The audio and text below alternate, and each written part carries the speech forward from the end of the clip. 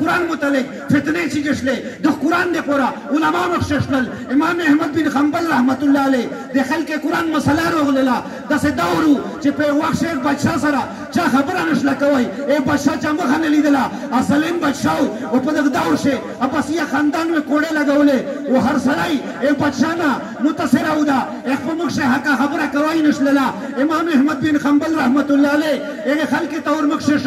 قرآن متعلق فتنه جوړوا اته سی فتنه وا چې کچیرته امام احمد بن حنبل سے پاورز باندې ورسته شو وا او دا اورز باندې ادا حقانیت ظاهر کړل وا پاورز باندې د حق خبره کړی نو هغه خلک سره ازلم بادشاہ په مخ شدای مخ شو نو نن حقیقت شه دین ته لوی نقصان رسیدل وا علما فرمای دوی کسونه دی وجنه الله جل شانه ټول دین حفاظت کړل یو ابو بکر صدیق رضی الله تعالی عنہ د دې د وجنه الله پاک دین حفاظت کړل یو امام احمد بن حنبل رحمت الله علیه د دې وجنه الله پاک دین حفاظت کړل هغه قرآن چې کړه د قرآن متعلق فتنار چې گشلا ظلم بادشاہ چای مخ نه لیدلا چې د مخ خبره نشله کوي دای وې دا سونیو او جیل ته و 14 هغه نه بعد په چوک شلاک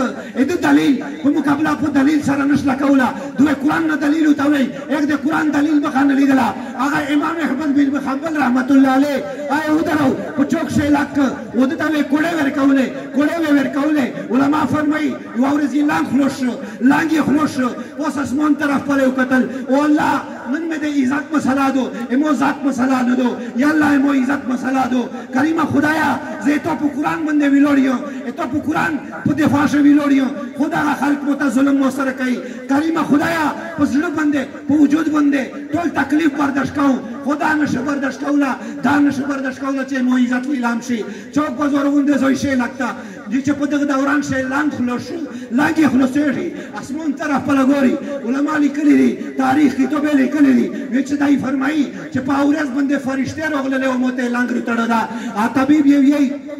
چې کله ود ته کوړې و لګېدلې کوړې و ته لګولې بادشاہ وچ مو چې کله پټیه په لګولا د هوښوي د ملینه دسه کې کیمه غوندرته دلا خدای دې حق خبره نه ونه وشته وچ یو غل په دوران شه ډېر زیاته کوړې خورلې اغل چې تیمو د غلینه نو وشته نو وچ دای په مجمع شر راولو د دې کوړې لګولې وچ اغل مخ ته ورغی اغل ته وی چې امام احمد بن حنبل وچ ته کوړې لګېږي او یې چې دا کوړې اره ورځ د بچیون مونسی وچ جله ته می اچوي د حکومت می اچوي مت کوړې روکوي خو بیا نن پر مغله پر نشدلې و امام احمد بن حنبل نن ټول امت ته طرف په نظر دا ټول امت ته متوجه دا ټول مسلمان په تو باندې نظر دا نن د تو باندې د ټول مسلمانې بنیاد پرتا چیرې د خلک کوړې نه متاثر نشي وچاره امام احمد بن حنبل سے خدا خبره باندې قائم و دائم دا حتی خلک ویل په واشه چې د سړی په نه حق باندې دا د سړی په نه حق دا هغه واشه ډېر غټ خلک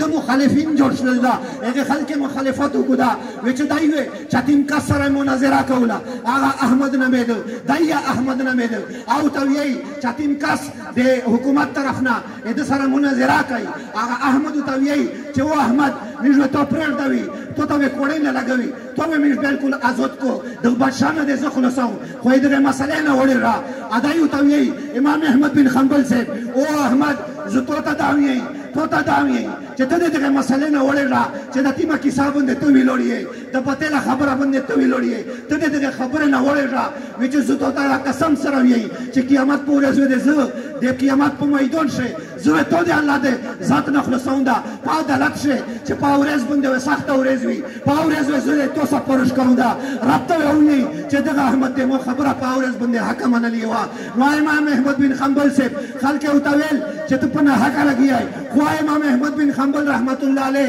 दुए सूतावे विच हमारे जनाजे बताएंगे कि कौन हक पर है और कौन बातिल पर विच दाई चिकरा वफात शो ए दुजी नुजारा वनशला ए दुजी रोजे कत्ल सरा 20,000 विच 20 लाख कसोने विच पावरेज बंदे तेबाय असली हुआ विच पजरावे कसोने औरेज इस्लाम ता दाखिल शवी वी दमरा जिनोजावा چې د سارو د پښه پته نه لګیدلا نو بای دا خلکوي چې هر لور شي فتنه چې کدا به دی په ویلوړوي حافظ ابن تیمیه هغه چیک شو هغه واشه باطل قوت سره مقابله وکړه هغه حافظ ابن تیمیه هغه خلک جیل ته وچودا امام احمد بن حنبل صاحب هغه خپل بادشاہ ته ورته شو بادشاہ ته وویل ته چې تیم موقف تا د موقف ته صحیح نه ده امام احمد بن حنبل صاحب ته امام ابو حنیفه صاحب ته امام ابو حنیفه صاحب چیک شو بادشاہ مخالفت کوي بادشاہ ته جیل ته وچودا جیل ته وچو د مخه نه لیدله د دلیل مخه نه لیدله جیل ته وچودا جیل ته اچوله دا په جیل شي ظاهر ورکړل هغه ظاهر اثر چې په ظاهر شو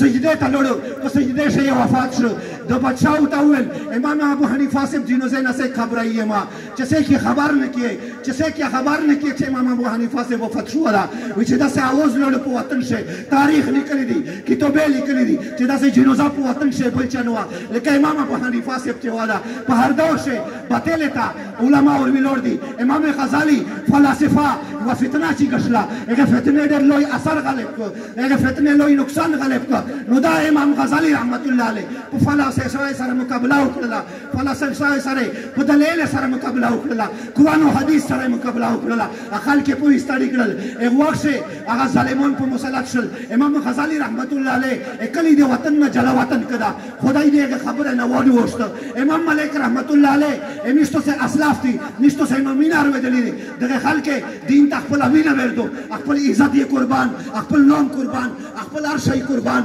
هر شی یې قربان کړل په داو یو لګول ایمان ایمان محفوظ ده ایمان نمیز محفوظ ده ایمان حیا محفوظ ده ایمان ایمان د ټول نظام ته د خلک ته ودرېدل او دغه خلک خپل زونه قرباني ورکړل او هغه بادشاہ مخ ورته کړ امام احمد بن امام مالک رحمت الله علیه ته ظالم بادشاہ ته ورته دته مخ ورته کړ په خري اکشنو په مدینه په گلیه شرو خلک ته ویل دوته ویل چې تاسو کوانګه ما وایي تاسو کوانګه ما وایي چې دای په خپل لګیاو په خري اکشنو لو د الفاظ دې په خپلوي چې خلک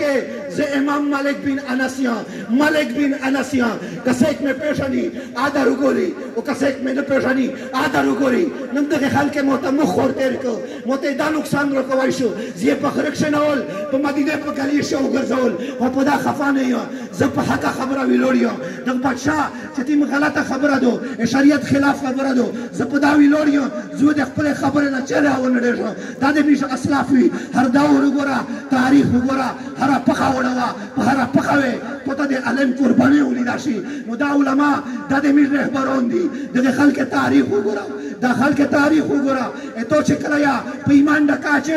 د عالم ته په هر دور ویلوړوي نو حقیقت دا ده چې د خلک امت خیر خوا خلک نو باید د خلک سره محبت وکړي په خپل الوده شو نه پیدا کړي باید